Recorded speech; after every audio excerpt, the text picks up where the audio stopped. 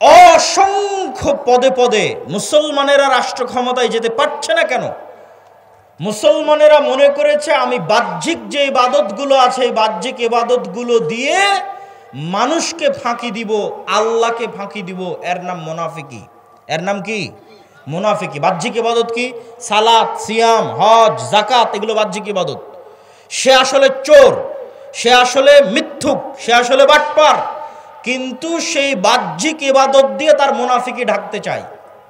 রাসূলুল্লাহ সাল্লাল্লাহু আলাইহি ওয়াসাল্লাম বলেছেন, আরবাউন মান কুন্না ফিহ, চারটা বৈশিষ্ট্য যার মধ্যে থাকবে, মুনাফিকান খালিসা, সে নিখুঁত মুনাফিক।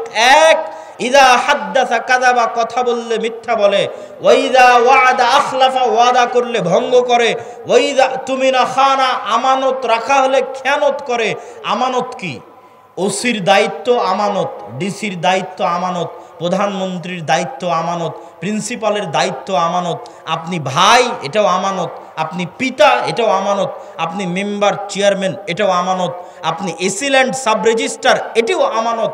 এই প্রত্যেকটা দায়িত্ব হচ্ছে আমানত। আমানতের খেয়ানত করে।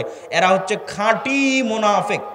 তো এই যে খাঁটি মুনাফিক, এই মুনাফিকিটা ঢাকতে ও হজ করতে যায়। বুঝেননি মনে হয় আমার কথা?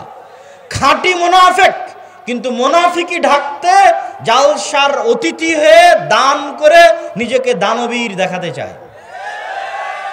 করেনি, প্রশ্ন ফাঁস করে বলছে আমি এই টাকা আল্লাহর রাস্তায় দান করলাম।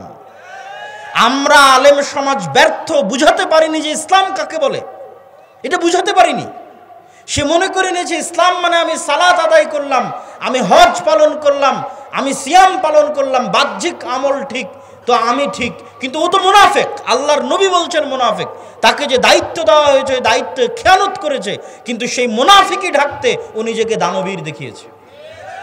মুনাফিকি ঢাকতে মানুষের সামনে বলেছে আমি তাহাজ্জুদের সালাত আদায় করি। তো এই ধরনের দুই নম্বরই বাটপারি, অন্যায়কারী, দুর্নীতিবাজদের আল্লাহ কখনোই তার দয়ায় রাষ্ট্র ক্ষমতা দিবেন না।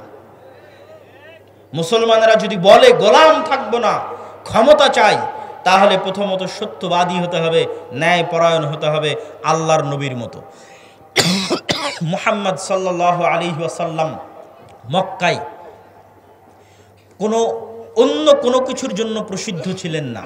সত্যবাদিতার জন্য প্রসিদ্ধ ছিলেন, আমানতদারিতার জন্য প্রসিদ্ধ ছিলেন, ন্যায়পরায়ণতার জন্য প্রসিদ্ধ ছিলেন। তার ন্যায়পরায়ণতা, আমানতদারিতা, সত্যবাদিতার অসংখ্য ঘটনা শোনানো যাবে, কিন্তু এতটুকু বলে শেষ করি, আল্লাহর নবী যদি সত্যবাদী, আমানতদার, ন্যায়পরায়ণ না হতেন, তাহলে আবু সুফিয়ান কোনোদিন তার হাতে ইসলাম গ্রহণ করতো না। আবু সুফিয়ান আল্লাহর নবীর চিরশত্রু, কিন্তু আবু সুফিয়ান জানে যে মুহাম্মদ সাল্লাল্লাহু আলাইহি ওয়াসাল্লাম সত্যবাদী। আবু সুফিয়ান জানে যে মুহাম্মদ সাল্লাল্লাহু আলাইহি ওয়াসাল্লাম ন্যায়পরায়ণ। সম্মানিত উপস্থিতি, তাহলে মুসলমানেরা যদি চায় রাষ্ট্র ক্ষমতায় যেতে, এক, ব্যক্তিগত জীবনে সত্যবাদী হতে হবে, ন্যায়পরায়ণ হতে হবে। ন্যায়পরায়ণ হওয়া খুবই কঠিন।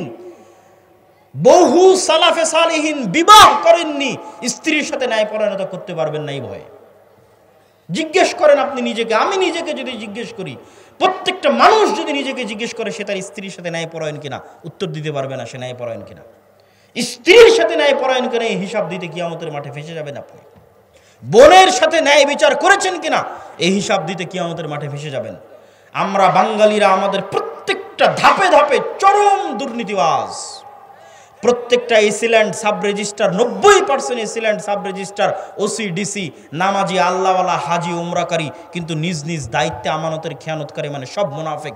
মুনাফিকি ঢাকতে বাহ্যিক ইবাদতগুলো করছে। এরা আজীবন গোলাম থাকবে, এদের পরবর্তী প্রজন্ম গোলাম থাকবে।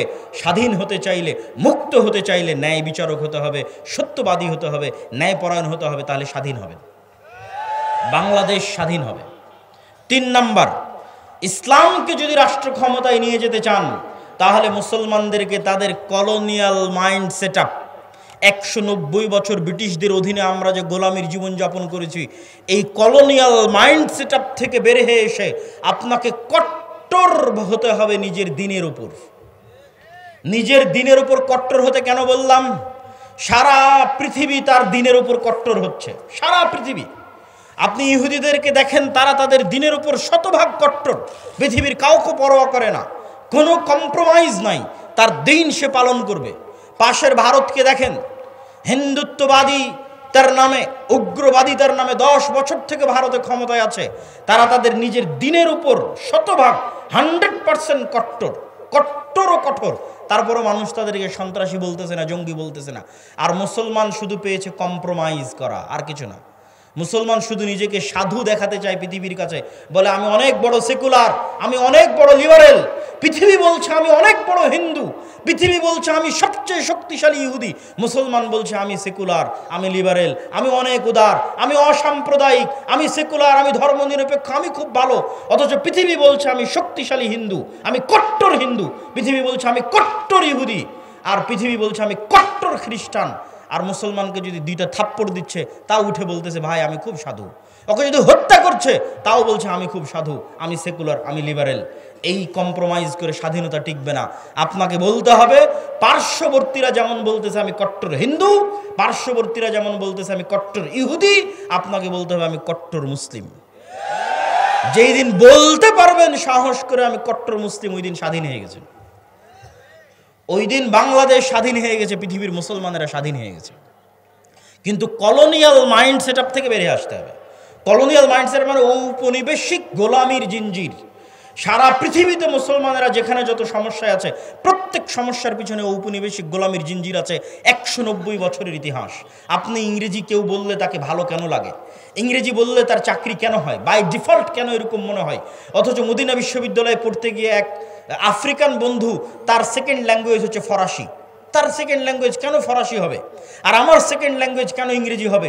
ও ছিল ফ্রান্সের গোলাম, আমি ছিলাম ইংল্যান্ডের গোলাম। আফ্রিকান কান্ট্রিগুলো ছিল ফ্রান্স, ইতালি এবং স্পেনের গোলাম, আমরা ছিলাম ইংল্যান্ডের গোলাম। এই জন্য আমাদের কাছে ইংরেজি ভালো লাগে, ওদের কাছে ফরাসি ভালো লাগে। অথচ আপনি ইংল্যান্ডের এরিয়া পার হয়ে ফ্রান্সে যান, ইতালিতে যান, স্পেনে যান, কোথাও ইংরেজি নাই। আমি ইংরেজি ভাষা শিখতে হবে না সেটা বলছি না, কিন্তু ফ্রান্স, ইতালি এবং স্পেনের মানুষ জাতিগতভাবে, মনস্তাত্ত্বিকভাবে এতটা স্বাধীন যে সে ইংরেজি শিখতে চায় না। সে বলতেছে আমি আমার ফ্রান্সের ফরাসি ভাষা নিয়ে থাকবো, আমি আমার ইতালিয়ান ভাষা নিয়ে থাকবো, স্প্যানিশ নিয়ে থাকবো। বিমানবন্দরে পর্যন্ত এক্সিটটা ইংরেজিতে লেখেনি। তাহলে স্পেন, ফ্রান্স, ইতালির মানুষ মনস্তাত্ত্বিকভাবে কোন পর্যায়ের স্বাধীন, আর আমি মনস্তাত্ত্বিকভাবে কোন পর্যায়ের গোলাম? কেন একজনকে প্যান্ট শার্ট পরা দেখলে তাকে স্মার্ট মনে হয়, আর আরেকজনকে এরকম জুব্বা পরা, লম্বা দাড়ি দেখলে আনস্মার্ট মনে হয়? এটা 190 বছরের লিগ্যাসি আমরা বহন করে আসতেছি। কারণ আমাদের বাপ দাদারা 190 বছর যাবৎ ব্রিটিশদের গোলামি করেছে। তো ব্রিটিশরা প্যান্ট শার্ট পরতো, গলায় টাই থাকতো, এই জন্য ওটা দেখতে আমাদের অজান্তে স্মার্ট মনে হয়, আর ওটা না দেখলে আমাদের অজান্তে আনস্মার্ট মনে হয়। ভাইয়ের সাথে আমার একটা স্মৃতি আছে। স্মৃতি বলতে দেখার স্মৃতি নয়, যেহেতু এই অঞ্চল আমার নানির বাড়ির অঞ্চল, তো ছোটবেলায় আমাদের এই অঞ্চলে কেটেছে। তো ওনার আব্বার ছবির সাথে ওনার ছবি বিভিন্ন জায়গায় পোস্টারে আমি অনেক ছোটতে দেখেছি। তখন বয়স 7-8 বছর হবে, অথবা 9-10 বছর হবে। তো তার নামের শেষে লিঙ্কন নামটা ছিল। তো তখন থেকে আমার কাছে এটা অপছন্দ হতো যে একজন মুসলমানের সন্তান কিভাবে লিঙ্কন নাম রাখতে পারে। আমি কিন্তু তাকে তখন চিনিও না, দেখিও নি, কিন্তু আমার আম্মা আমাকে যেভাবে শিখিয়েছে সেইভাবে আমি শিখেছি। তো ওই স্মৃতিটা আমার মনে আছে যে তার নাম আমি পোস্টারে পড়েছি, তার ছবি আমি পোস্টারে দেখেছি, এবং এই নাম আমি তখন থেকে অপছন্দ করতাম যে মুসলমানের সন্তান কেন লিঙ্কন নাম রাখবে। কিন্তু কোনোদিন ভাবিনি যে এইভাবে ঘুরতে ঘুরতে একদিন তিনি পাশে এসে বসবেন, আর তিনিও দিনদার হিসেবে হয়তো হতে পারে আল্লাহর কাছে তিনি আমার চেয়ে বেশি প্রিয়। হতে পারে না? পারে না? হতে পারে। আল্লাহর কাছে কত মানুষ আছে দুনিয়াতে প্রসিদ্ধ কিন্তু আল্লাহর কাছে অপ্রসিদ্ধ, আর কত মানুষ আছে দুনিয়াতে অপ্রসিদ্ধ কিন্তু আল্লাহর কাছে এবং